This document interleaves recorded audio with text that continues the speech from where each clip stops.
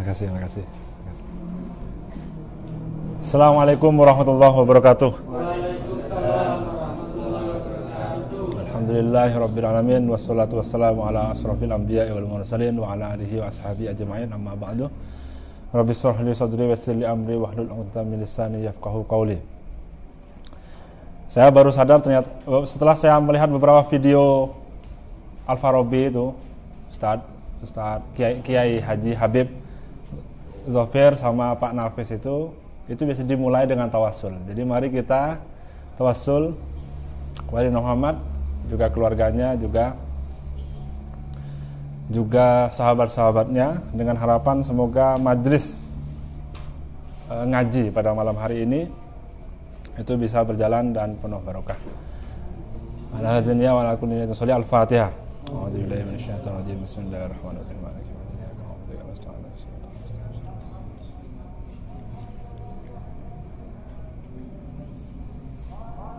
Selanjutnya mari kita mulai ngaji Pramudia Anantatur. Tulisannya Toer ya, bukan Tour.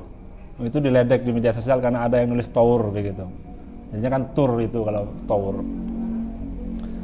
Kalau Toer itu bacanya juga tur tapi ejaan lama, ejaan Suwandi. Saya ingin memulai obrolan kita tentang Pramudia Anantatur itu dengan pengalaman saya, pengalaman pribadi, bagaimana saya mengalami perjumpaan dengan Pram. Saya merasa beruntung saya membaca Pram itu ketika masih aliyah, ketika masih mondok di Gulu-Gulu. Jadi kurang lebih belasan tahun yang lalu. Dan yang saya baca langsung tetralogi Buruh yang 4 jilid itu.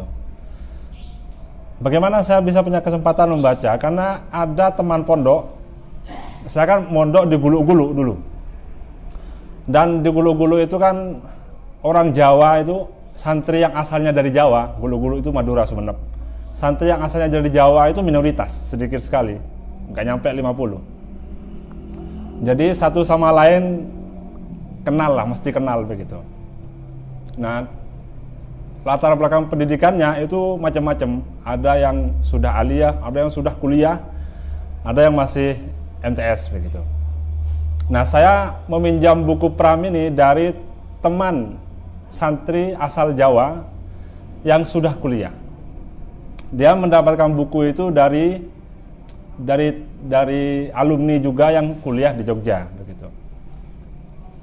Nah, waktu itu cuma tiga jilid pertama, yaitu Bumi Manusia, kemudian Anak Semua Bangsa, kemudian Jejak Langkah. Nah, itu kelas 2 aliyah saya baca. Saya membaca dengan terus terang dengan ketakjuban yang dilatari tidak paham ini maunya apa begitu Pram itu. Cuma saya menikmati sekali memang kisah Pram dengan Annelies itu saya menikmati sekali waktu itu. Kemudian ada sosok yang sangat akrab dalam benak saya itu Darsam itu. Karena kan konteksnya di Madura waktu itu, dan Darsam itu orang Madura yang pecarokan bahasa Maduranya itu. Garang dia. Tegas juga, bahkan majikannya itu diancam-ancam sama Darsam itu. Jadi kayak akrab sekali begitu sama Darsam. Dan beberapa tokoh yang sangat berkesan bagi saya di tetralogi Buruh itu. Nah, itu awal saya berkenalan dengan Pram. Baru kelas 3. Nah, kelas 3 itu teman ini berhasil mendapatkan yang jilid keempat, yaitu Rumah Kaca. Nah, dan saya membaca itu kurang menyenangkan, kurang menikmati begitu karena tokohnya tidak lagi Mingke. Tokohnya berganti ke Pangemanan itu. Jadi, wah ini kok sudah nggak Mingke lagi begitu. Jadi kayak nggak asik. Cuma lama-kelamaan saya masih, setelah saya kuliah, begitu lulus dari pondok kemudian kuliah, saya masih berkali-kali ngobrol tentang Pram. Jadi Pram itu memang menjadi topik yang sangat menyenangkan ketika saya kuliah. Dan sejak saat itu saya sadar bahwa buku yang paling baik dari tetralogi, yang paling bagus, itu sebetulnya yang keempat itu, jadi keempat, yaitu Rumah Kaca. Itu sebetulnya yang menggambarkan sesuatu yang sangat hebat sebetulnya. Ketimbang ya bumi manusia juga hebat sama, anak semua bangsa juga hebat, jejak langkah juga luar biasa. Tapi di antara semua itu yang menggambarkan situasi dengan sangat bagus begitu oleh Pram itu di Rumah Kaca. Nah, sejak saat itulah saya kemudian membaca juga buku-buku Pram yang lain, seperti Gadis Pantai, itu bagus sekali. Kemudian Arus Balik, itu cakep sekali. Kemudian baru-baru ini saya berhasil membaca Nyanyi Sunyi Seorang Bisu. Baru-baru ini, buku itu sudah lama sekali saya dengar dan ingin sekali saya baca. Baru-baru ini saya berhasil membacanya dan luar biasa, luar biasa. Nah, itu perkenalan saya dengan Pram. Kira-kira seperti itu. Kalau saya bisa gambarkan perjumpaan saya dengan Pram itu, dengan membaca buku-bukunya, itu sebetulnya adalah perjumpaan spiritual. Memang kita harus sepakat, perjumpaan spiritual itu tidak hanya melalui dengan ibadah, zikir, nggak hanya seperti itu, tapi juga membaca buku, ngobrol dengan teman, bersahabat, itu juga sebetulnya perjumpaan spiritual. Kenapa saya menganggapnya seperti itu? Karena Pram ini, buku-buku Pram ini adalah salah satu buku yang sangat berpengaruh terhadap hidup saya. Itu harus saya akui. Sosok Mingke itu menjadi sosok idola bagi saya. Sosok yang saya ingin seperti dia, begitu, sosok idola. Mungkin ya tentunya banyak lah perjumpaan spiritual saya dengan beberapa tokoh itu banyak, tapi Mingke ini salah satu yang, Pram lah wabil khusus, itu salah satu yang sangat berpengaruh dalam hidup saya. Oleh karena itu gagasan-gagasan Pram itu bagi saya adalah gagasan yang saya syukuri, pernah saya baca, pernah saya nikmati, dan beberapa kali mungkin saya sepakati, meskipun ada beberapa yang tidak saya sepakati. Nah, itulah perjumpaan saya dengan Pram, perjumpaan spiritual. Kalau persoalan perjumpaan spiritual dengan buku-buku yang lain banyak. Misalnya saya Rum Topa Timasang itu, Sekolah Itu Candu, itu menurut saya buku yang sangat berpengaruh sekali pada hidup saya. Banyaklah buku yang berpengaruh pada hidup saya, banyak sekali. Termasuk juga kitab Al-Ghulayini, Izatun Nasyiin, itu juga buku yang sangat berpengaruh dalam hidup saya. Dan saya yakin semua di majelis ini juga punya perjumpaan spiritual masing-masing. Entah dengan buku, entah dengan seorang sahabat, entah dengan seorang guru, entah dengan seorang kasih atau apapun. Tentu ada beberapa hal yang mempengaruhi hidupnya. Nah, itu patut disyukuri. Meskipun patut disyukuri. Bentuknya seperti apapun, entah misalnya menyenangkan atau menyakitkan, tapi kalau berpengaruh pada hidup, saya kira itu harus disyukuri. Nah, itulah perjumpaan saya dengan Pram. Kemudian bagaimana kita memahami Pram? Mungkin sedikit kita perlu mereview, mengulas sedikit bagaimana Pram itu menjadi sosok yang sangat luar biasa. Yang perlu diingat, konteks yang paling berpengaruh, yang paling terkenal itu adalah ketika menjelang peristiwa 65. Antara 62 dan 65 itu kan masa-masa gejolak kebudayaan. Waktu itu ada perdebatan kebudayaan yang sangat sengit antara kelompok Manengkebu dan kelompok Lekra, ya kan ya. Nah, Pram itu berada di kubu Lekra. Meskipun saya bukan anggota, meskipun dia seperti itu, tapi secara ideologis atau secara pemikiran dia lebih dekat ke Lekra. Dan dia juga tercatat sebagai penasehat di Lekra. Walaupun dia mengaku saya nggak pernah mendaftarkan diri ke Lekra, meskipun begitu, dia juga mesti diakui dia dekat dengan Lekra. Dan dia adalah pimret korannya Lekra. koran Lekra itu Lentera. Kalau nggak Lentera itu Pelita begitu. Waktu itu namanya. Nah, di situ dia itu menyampaikan gagasan-gagasannya. Dan kemudian kita tahu kan, akhirnya Lekra adalah menjadi golongan yang dikalahkan ketika peristiwa 6566. Dan arah kebudayaan kita itu menjadi arah yang digariskan oleh Manekebu, diakui atau tidak. Dan Pram sebagai golongan yang dikalahkan itu akhirnya kemudian ditangkap tanpa proses pengadilan dan dipenjara di Pulau Buru. Pulau Buru itu semacam kamp konsentrasi begitu di Maluku. Nah, di situ puluhan ribu orang yang dianggap sebagai komunis atau orang komunis itu ditangkapi dan dibawa ke Pulau Buru, dipenjara, disuruh kerja paksa. Termasuk juga Pram. Isinya waktu itu Pulau Buru itu bukan hanya orang, sekarang kan isinya penjara itu kan orang yang tukang nyolong ayam begitu-begitu kan, nggak keren-keren. Di Pulau Buru ini isinya orang keren-keren. Ada yang sastrawan, intelektual begitu-begitu.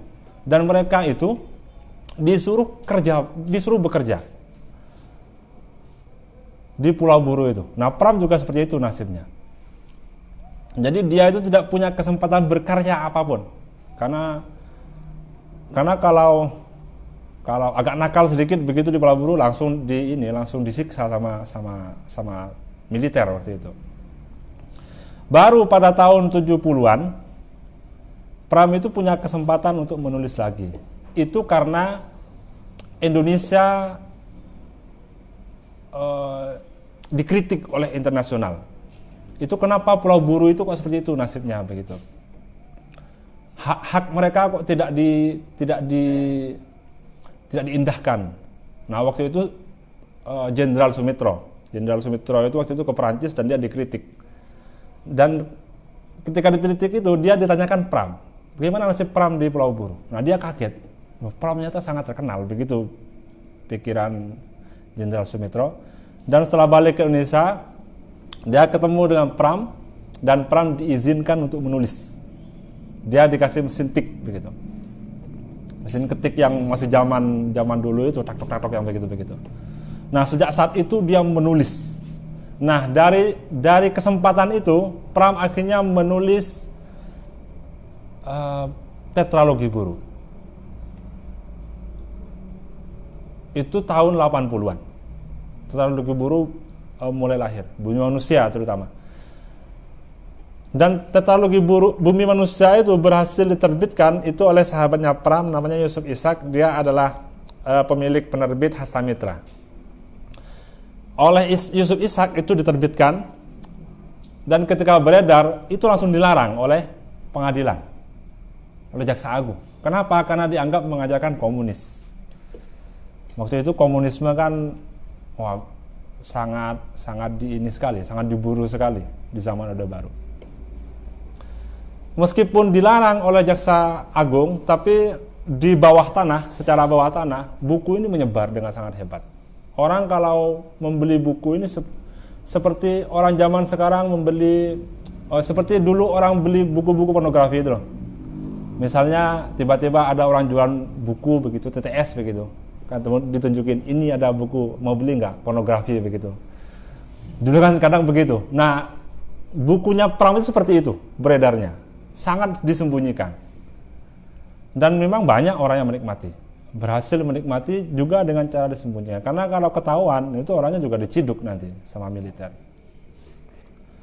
Nah, jadi peredarannya sangat sulit seperti itu. Nah, baru sejak reformasi, buku-buku Pram ini dirayakan dan diterbitkan dengan bebas. Dan saya ketika mondok itu kan zaman sudah reformasi dan persebarannya sudah bebas. Jadi sebetulnya konteks saya membaca itu ketika konteks ada kebebasan yang luar biasa seperti itu. Nah, begitulah kira-kira Pram. Perjalanan Pram secara sekilas begitu.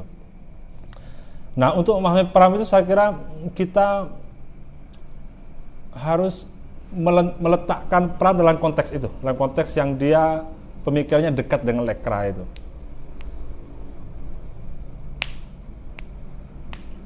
Dulu ketika Orde Baru, arah kebudayaan kita itu kan arah menikebu. Sedangkan Lekra itu hidup tapi di bawah tanah. Nah, sekarang perdebatan mengenai kebu dengan Lekra menurut sebagian orang itu sudah tidak relevan zaman sekarang. Memang sekarang itu karena begini, karena orang-orang menikebu sendiri itu sudah mengkritik menikebu begitu. Ada beberapa termasuk Gunawan Muhammad itu sudah mulai mengkritik menikebu, dan beberapa korban dari peristiwa 65 itu mulai dirangkul oleh Gunawan Muhammad dengan kelompok seliharanya itu. Jadi situasinya sudah berbeda. Nah, dalam konteks perdebatan kebudayaan sekarang sudah berbeda. Tapi kita nggak ngobrol itu. Saya kira itu teman kita ngobrol itu tema yang berbeda. Yang jelas untuk memahami Pram kita harus memahami Pram dalam konteks Lekra, perdebatan Lekra itu, dan kedekatan Pram pemikirannya dengan Lekra. Saya kira itu untuk berkenalan dengan Pram. Nah, saya sebetulnya terburu-buru sekali untuk berbicara tentang tetralogi buruh, karena di situ gagasannya luar biasa sekali. Di sini yang sudah baca tetralogi buruh, yang belum baca, saya yakin rata-rata sudah baca. Yang belum baca siapa? Belum baca? Ada berapa ya? Tapi rupanya ada itu bukunya ya. Saya kira teman-teman nanti bisa membaca itu.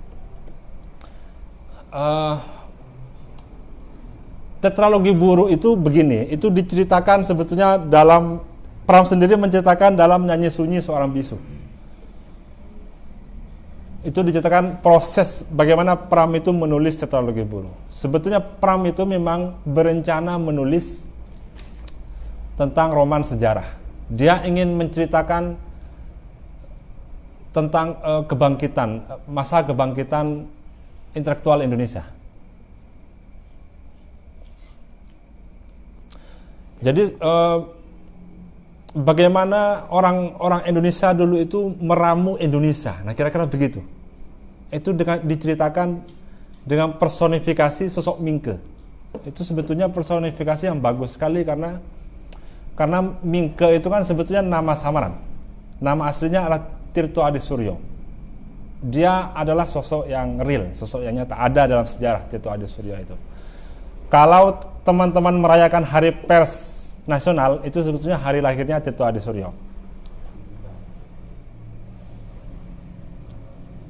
Kenapa? Bupati Tuban. Oh, anaknya Bupati Tuban, betul. Okay. Nah, jadi kenapa sosok ini yang diangkat oleh Pram? Karena dia adalah orang pertama yang menerbitkan koran dalam bahasa Melayu. Tirto Adi Suryo itu. Sebelumnya sebetulnya sudah banyak sekali koran yang terbit sebelum Tirto Adi Suryo itu. Tapi itu bukan dengan bahasa Melayu, bahasa Belanda atau bahasa Cina atau bahasa Arab atau bahasa daerah, bahasa Jawa, bahasa daerah lah, bahasa daerah Jawa, Sunda, begitu-begitu. Koran waktu itu terbit. Tapi tidak ada yang bahasa Melayu. Kenapa orang yang pertama kali menerbitkan koran dalam bahasa Melayu itu menjadi penting, sehingga hari kelahirnya menjadi Hari Pers Nasional? Karena bahasa Melayu adalah lingua franca. Lingua franca itu adalah bahasa yang digunakan oleh seluruh orang Indonesia dari etnis manapun. Lingua franca itu adalah bahasa yang digunakan untuk komunikasi antar bangsa di Nusantara. Waktu itu Indonesia belum terbit, di Hindia Belanda lah, di Hindia Belanda.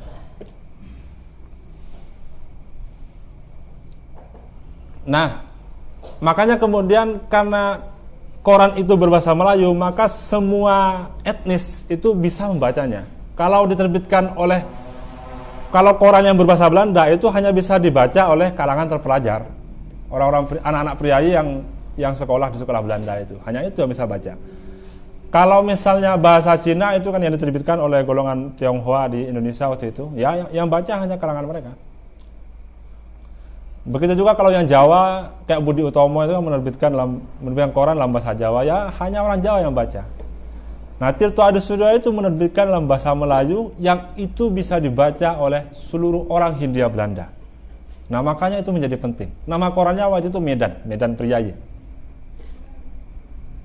Itu koran pertama yang berbahasa Melayu. Nah, itu cerita itu, proses penerbitan diceritakan dalam buku ketiga, yaitu Jejak Langkah. Sedangkan di buku pertama itu semacam pengantar begitu, ketika Mingke masih muda. Mingke ketika masih muda dan diceritakan dia itu tinggal di rumah seorang nyai. Namanya nyai itu begini, nyai itu kayak gundik begitu. Dulu orang Belanda itu, dia itu suka melanjutkan tradisi priayi Jawa begitu. Yang suka, orang priayi kan istrinya banyak begitu. Nah, orang Belanda itu kan mereka pendatang ke Indonesia, kadang nggak bawa keluarganya. Nah, itu suka mengambil orang pribumi sebagai gundik, istri tidak resmi. Nah, Nyai Ontosoro ini dia adalah gundiknya Tuan Milema. Tapi justru dari Nyai Ontosoro lah Mingke ini belajar banyak hal. Terutama belajar tidak minder di hadapan orang Eropa. Nah, saya kira itu gagasan utama dari Bumi Manusia. Bagaimana kita itu menjadi bangsa yang sederajat dengan orang Eropa. Itu diceritakan dengan bagus sekali dengan konflik antara Nyai Ontosoro dengan anak tirinya. Jadi Tuan Milema itu kan punya istri resmi tapi tinggal di Belanda. Ketika Tuan Milema itu ke Hindia Belanda, ke Jawa, dia mengambil Nyai Ontosoro sebagai gundik dan hidup bersama. Nyai Ontosoro itu dididik bahasa Belanda oleh Tuan Milema. Dan dari situ Nyai Ontosoro itu membaca buku-buku milik Tuan Milema. Sehingga dia menjadi sosok intelektual meskipun dia nggak sekolah. Intelektual yang otodidak begitu. Dan tidak hanya intelektual, dia juga membangun kepribadian yang luar biasa. Bagaimana terbangun mungkin dari bacaan dan juga situasi pengalaman hidup yang dia alami. Karena kan Nyai Ontosoro itu mengalami pengalaman hidup yang tidak kurang beruntung lah kira-kira begitu. Jadi dia sebagai gundik dan Tuan Milema itu di akhir hidupnya dia itu kayak stres begitu, kayak putus asa dan akhirnya meninggalkan Nyai Ontosoro dan tinggal di tempat pelacuran selama 5 tahun. Setelah itu meninggal. Nah, setelah Tuan Milema meninggal, Nyai Ontosoro akhirnya harus mengembangkan usahanya Tuan Milema sendirian. Nah, dari situ akhirnya terbangun kepribadian yang luar biasa itu, dan dia merasa tidak minder sama sekali di hadapan orang Eropa. Berbeda dengan kebanyakan orang Hindia Belanda kebanyakan yang kalau ketemu orang Eropa itu seperti ketemu priayi, harus ngampu rancang begitu. Ngampu rancang itu kayak gini itu loh. Duduk sambil pegang bulu. Itu dulu begitu.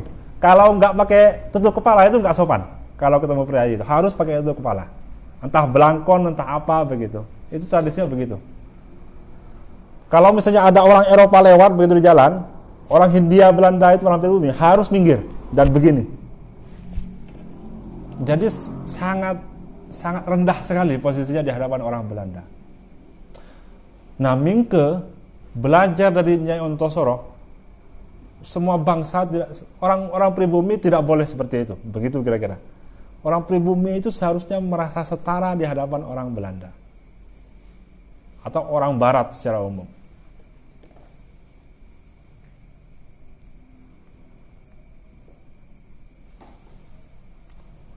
bagaimana Pram menggambarkan betapa Nyai Ontosoro itu sangat percaya diri di hadapan Belanda. Begini, itu dihadapkan dengan sebuah konflik yang menarik. Ketika keluarga Tuan Milema di Belanda itu mendengar kabar bahwa Tuan Milema yang di Hindia Belanda itu meninggal. Kemudian anak resminya, anak dari istri resminya Tuan Milema itu datang ke Hindia Belanda. Tujuannya apa? Tujuannya untuk mengambil alih warisan keluarga, perusahaan-perusahaan dan kekayaan-kekayaannya.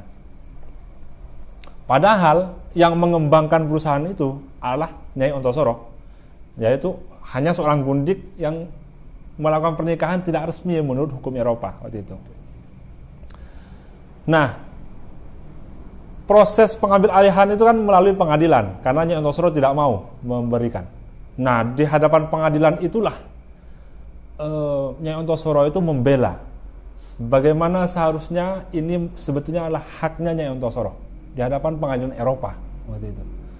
Dan dia berargumen dengan, sebetulnya argumen itu memang pas begitu, itu haknya Nyai Ontosoro. Tapi menurut hukum Eropa, Nyai Ontosoro itu nggak punya hak. Akhirnya kalah. Dan di akhir percakapan, ada percakapan begitu antara Mingke dengan, kita kalah Mama, kita kalah. Mingke itu menyebut Nyai Ontosoro Mama, walaupun bukan ibunya. Tapi jawab Nyai Ontosoro, kita sudah melawan. Kita sudah melawan sesedikit apapun. Jadi nggak takut begitu melawan orang Eropa. Begitu Nyai Ontosoro. Dan itu melekat sekali akhirnya dalam hidup Mingke. Dalam buku-buku selanjutnya itu akhirnya menjadi cerminan bagaimana Mingke bersikap terhadap orang Eropa. Nah, saya kira itu gagasan yang ditanamkan oleh Mingke, oleh Pram dalam Bumi Manusia. Ini buku pertama ya, Bumi Manusia. Dan hingga sekarang gagasan itu menurut saya masih sangat relevan. Hingga sekarang. Karena sebagai sebuah bangsa, kita itu masih minder sekali di hadapan orang Eropa. Sebagai sebuah bangsa. Kalau sekarang mungkin bentuknya berbeda. Kalau dulu kan harus ngapu rancang begitu di hadapan orang, harus menunduk, harus pakai tutup kepala. Kalau sekarang itu bentuk keminderan itu berbeda. Teman-teman bisa mengamati sendirilah. Ada misalnya saya pernah baca berita online. Judulnya itu, inilah 7 orang yang beruntung menikah dengan orang Barat katanya. Itu kan judul berita itu menggambarkan betapa inlandernya, betapa mindernya kita di dalam. Kenapa kalau menikah dengan orang Barat kita beruntung? Sedangkan kalau menikah dengan orang, berarti kan kesimpulannya kalau menikah dengan orang sama pribumi berarti kan nggak beruntung, kan begitu. Nah, itu gambaran kita sebetulnya dalam bawah sadar kita masih minder. Contoh lain, kita senang sekali foto dengan orang turis dari Eropa. Kalau misalnya ke Borobudur, bukan selalu sih, kebanyakan lah kita lihat yang berfoto itu dengan orang Eropa. Turis yang sedang melancong ke sana. Nggak ada misalnya sesama orang, ayo kita foto, nggak ada orang Indonesia itu. Sama turis mesti. Memang tidak bisa kita generalisir, tapi itu menggambarkan alam bawah sadar kita itu masih minder di hadapan orang. Kita senang begitu hidup foto bareng dengan orang Eropa. Nah, itu saya kira gambaran-gambaran kecil begitu bagaimana kita sebagai sebuah bangsa sebetulnya masih begitulah, masih di hadapan orang Eropa itu inlander istilahnya, mental inlander, mental yang minder di hadapan orang asing.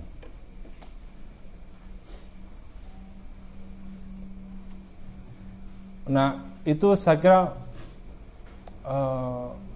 sisi relevansi dari bumi manusia hingga sekarang. Dan buku ini menyadarkan saya memang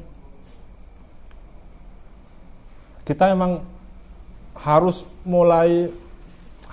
mulai membunuh, istilahnya membunuh mental inlander itu dalam alam bawah sadar kita. Entah bagaimana caranya. Kalau Pram sendiri itu sebagaimana diceritakan dalam wawancara, dia itu merasa setara dengan orang Eropa itu ketika ketika dia ke Belanda. Dia kan pernah ke Belanda, dan dia itu pacaran sama orang Belanda, dan di satu malam dia tidur bersama. Nah, itu menjadi pengalaman spiritual bagi Pram, karena dia saya setara ternyata dengan orang Eropa. Biasa aja begitu, mungkin entah gimana perasaannya, tapi dia tiba-tiba merasa setara dengan orang Eropa setelah berhubungan dengan orang Eropa itu. Itu dia sebelum dia menulis Bumi Manusia, sebelum menulis Tetralogi Boru. Nah, itu pertama yang masih relevan dengan Pram, gagasan Pram yang dituangkan dalam Bumi Manusia. Hal lain yang masih relevan juga menurut saya dari Tetralogi Boru itu adalah begini. Mingke itu digambarkan sebagai anaknya Bupati B istilahnya. Menurut sebagian kritikus sastra itu Bupati Blitar. Namanya siapa lupa saya. Pram ini Mingke ini digambarkan punya hubungan tidak baik dengan bapaknya, sering tengkar gitu, sering beda pendapat, sering cekcok. Kenapa? Karena Pram ini ingin menjadi manusia yang bebas. Bapaknya dia itu terlalu menikmati alam priayi. Dia itu menjadi seorang yang suka menjilat begitu untuk mendapat pangkat yang lebih tinggi, menjilat kepada Belanda.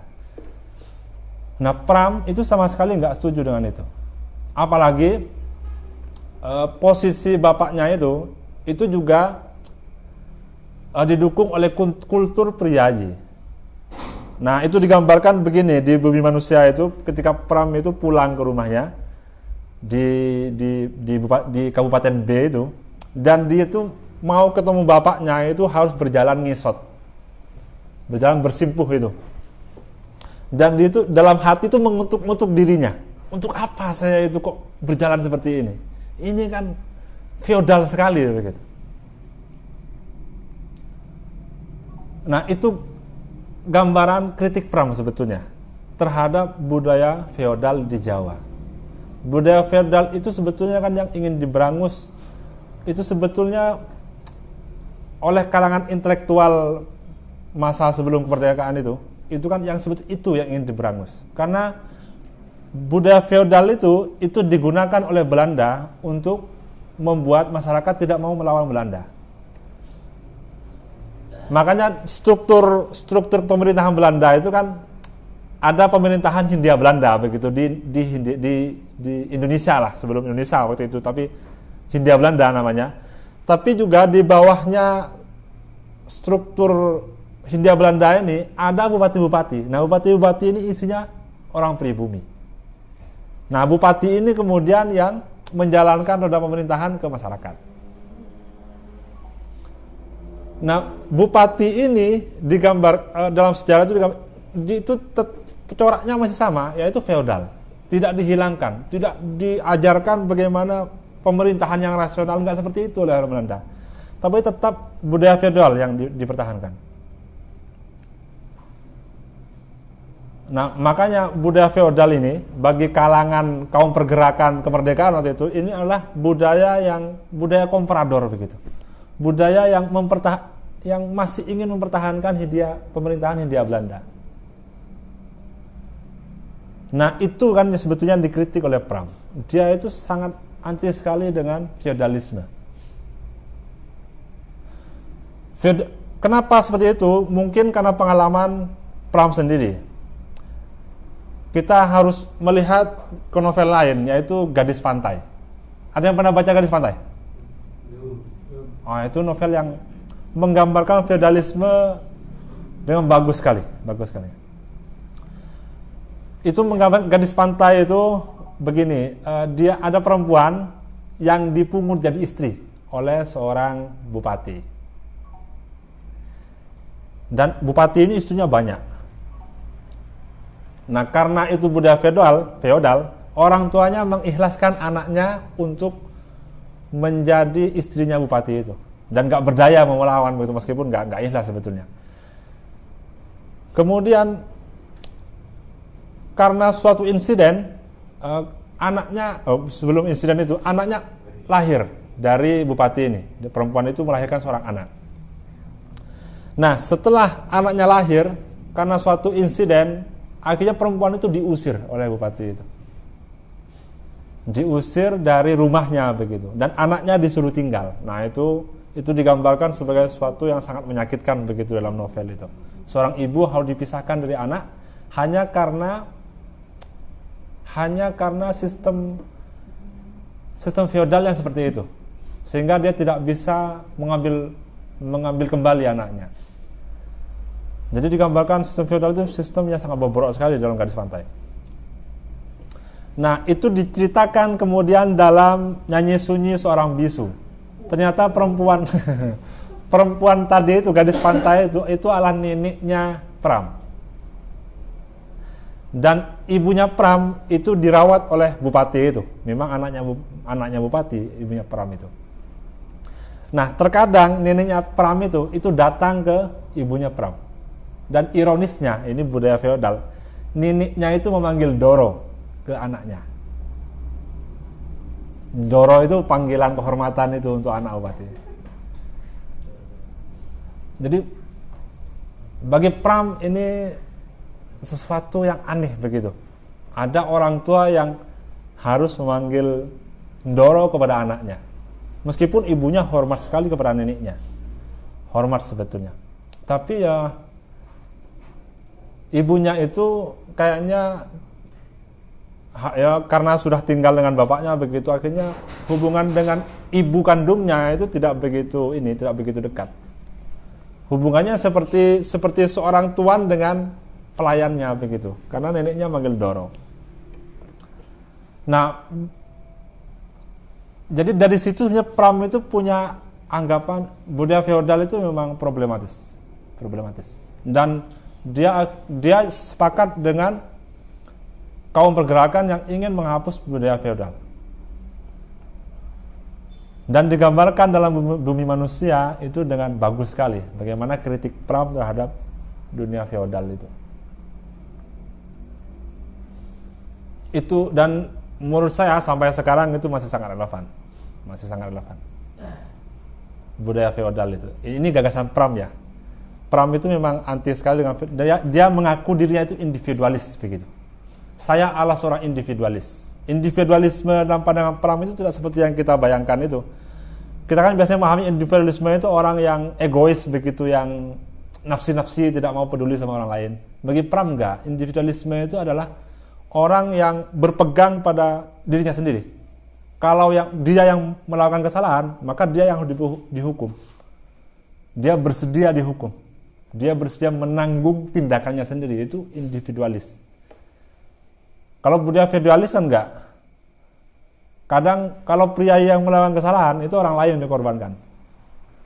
Itu budaya feodalis. Nah, bagi Pram yang penting dalam hidup itu dan yang diperlukan oleh Indonesia itu adalah mental individualisme itu, yaitu orang yang mau mempertanggungjawabkan tindakannya sendiri. Kalau dia bersalah, dia mempertanggungjawabkan. Kalau benar, ya sudah, dia yang mendapatkan rewardnya. Nah, saya kira begitulah kritik Pram terhadap feodalisme. Hal ketiga, yang menurut saya sangat penting dari gagasan Pram dalam tetralogi Buru itu adalah wawasan kebangsaan. Nah, ini yang sangat saya rasakan. Dengan membaca tetralogi Buru, kita semakin merasa kenal terhadap Indonesia. Itu yang saya rasakan.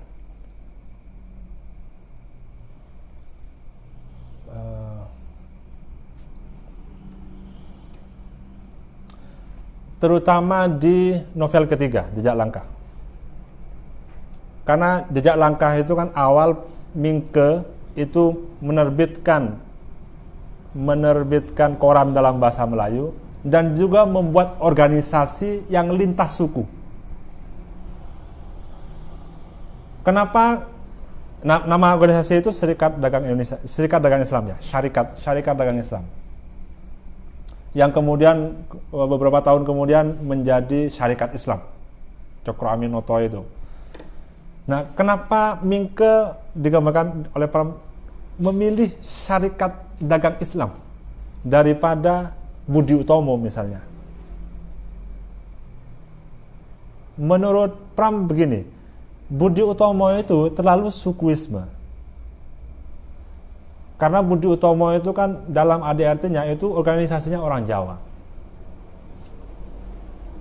Menurut Pram, yang dibutuhkan oleh Hindia Belanda itu bukan organisasi yang berdasarkan suku begitu, tapi organisasi yang berhasil menyatukan semua suku.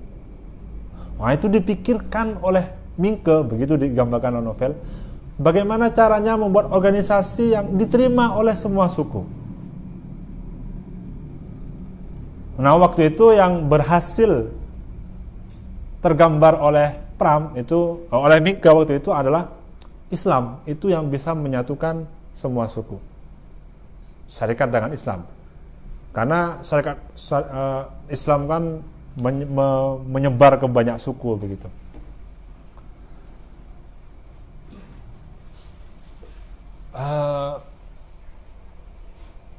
Nah, dari sini kemudian saya menyadari begini, bahwa dulu itu kaum pergerakan membuat Indonesia itu dengan ikhtiar yang luar biasa sekali. Dengan uji coba yang berkali-kali gagal, dan itu menyadarkan mereka begitu bahwa persatuan ini adalah sesuatu yang penting untuk Indonesia agar menjadi bangsa yang berdaulat.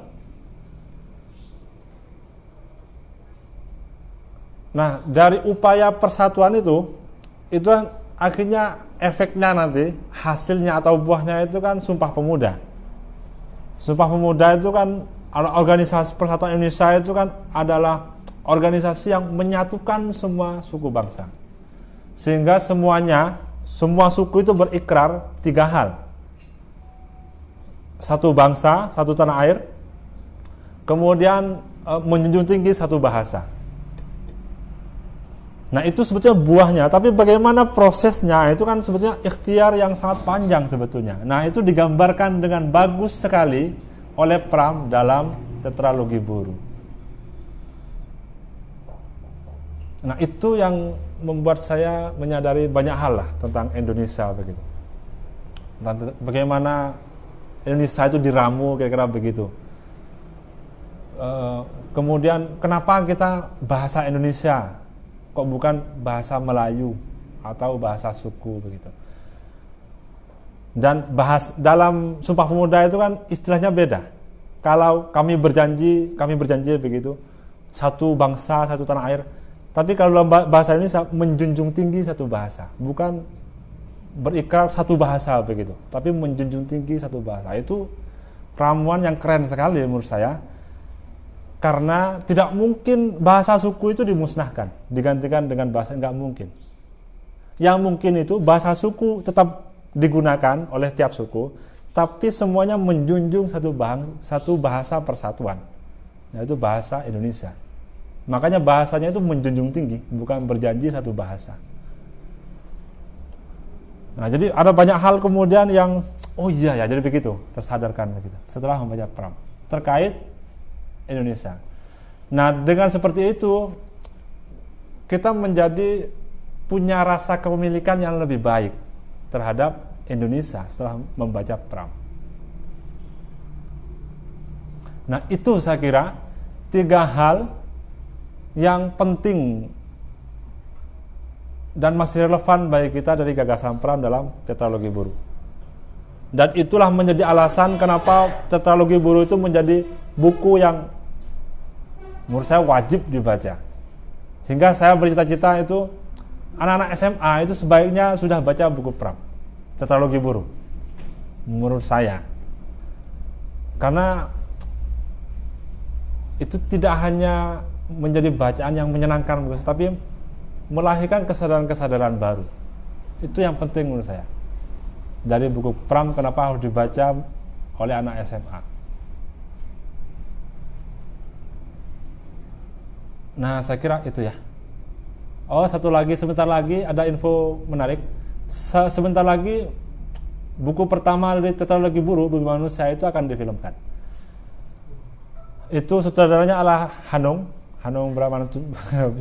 Bramantio. Kemudian yang menjadi Mingke nanti adalah Iqbal Ali. Nah, saya harap ya mungkin nanti akan semoga saja menjadi film yang bagus, meskipun agak was-was juga saya sebetulnya. Tapi semoga saja itu, dan itu menjadi tontonan yang menarik. Dan kalau teman-teman mau nonton nanti, mungkin itu selesai bulan Agustus lah, itu nanti akhir tahun mungkin sudah beredar itu di bioskop-bioskop. Kalau teman-teman mau nonton, sebaiknya sudah baca Bumi Manusia dulu. Sebaiknya. Silakan dibaca Bumi Manusia. Saya kira demikian, dan saya harap berdiskusi tentang apapun. Nggak harus bertanya, tapi silakan kalau pengalaman membacanya seperti apa begitu terhadap tetralogi Buru Pram ataupun buku-buku Pram yang lain. Demikian dari saya. Nggak ada moderator ya, mungkin saya langsung jadi moderator. Barangkali ada mau tambahan dari teman-teman atau hal lain.